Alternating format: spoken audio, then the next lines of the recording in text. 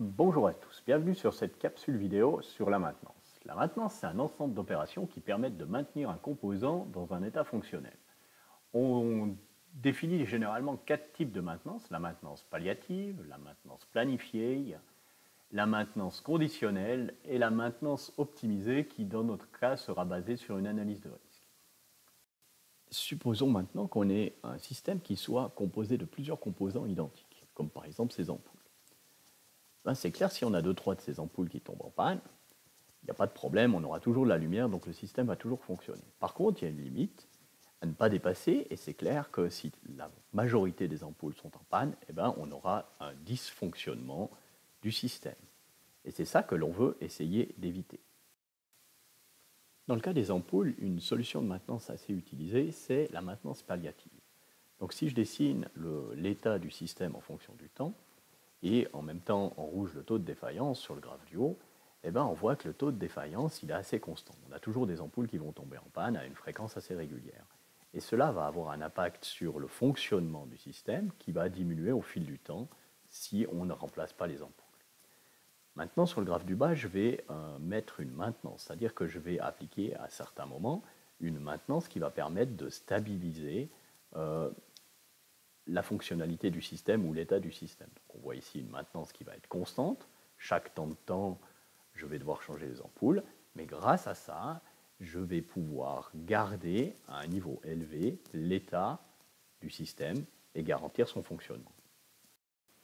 Dans le cas où on a un système avec différents composants, par exemple une hélice, une chaîne, un vérin, une tige et un ressort, là, ça commence à devenir un petit peu plus compliqué de faire de la maintenance palliative. Donc on préfère par exemple la maintenance planifiée. Alors là, vous voyez à nouveau l'état en fonction du temps et vous voyez les différents temps. Alors TB, par exemple, c'est la durée de vie espérée de l'élément B. Et puis, c'est clair que si c'est lui le premier qui va défaillir, parce qu'il a une durée de vie espérée plus courte que les autres, on va avoir le système qui va devenir non fonctionnel à partir de TB. Donc on va faire une maintenance avant TB. Et puis évidemment, il faudra aussi en faire une avant TA, avant TC et avant TE. Donc dans ce cas-là, la maintenance, elle sera un petit peu différente qu'avant. On n'aura pas une maintenance continue.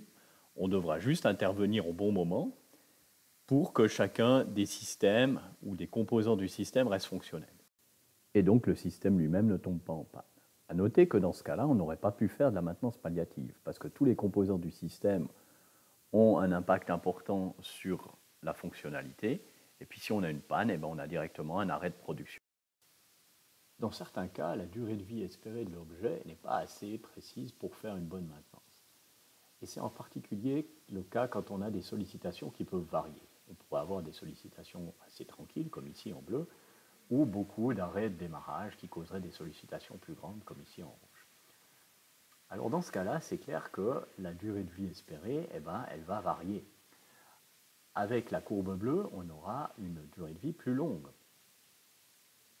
Et avec la courbe rouge, on aura une durée de vie qui sera beaucoup plus courte.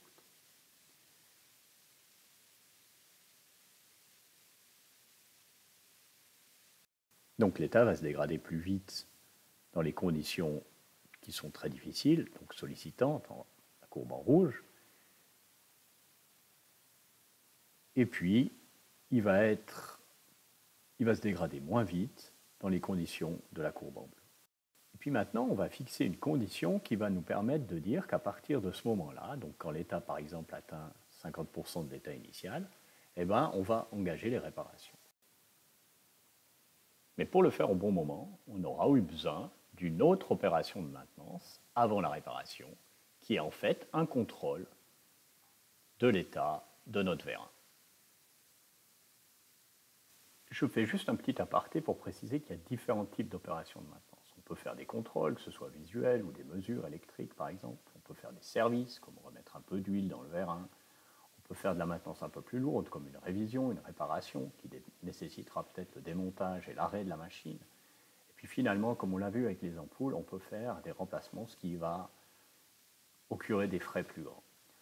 Alors les deux premiers types d'opérations, service-contrôle, on va essayer de les faire souvent.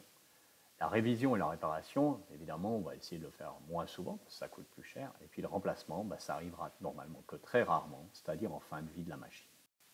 Et pour finir, supposons qu'on veuille optimiser la maintenance. Par exemple, si on veut choisir entre remplacer une ampoule, qui a une durée de vie assez courte, ou un vérin, qui a une durée de vie plus longue.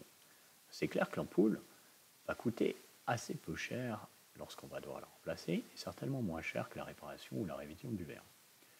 Par contre, jusqu'à présent, dans notre calcul, on n'a pas pris en compte le coût potentiel de la défaillance. Parce qu'on va perdre beaucoup d'argent si on a une ampoule qui casse ou si on a le vérin qui grippe.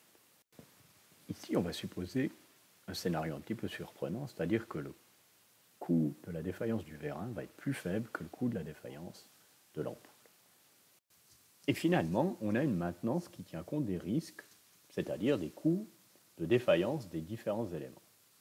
Et ce coût, on peut le distribuer par rapport au temps en supposant que la probabilité d'occurrence du risque, elle augmente inversement à l'état qui se dégrade. Donc dans ce cas-là, on pourra choisir en tout temps où investir, quelle maintenance faire, et puis décider lequel des composants est le plus important.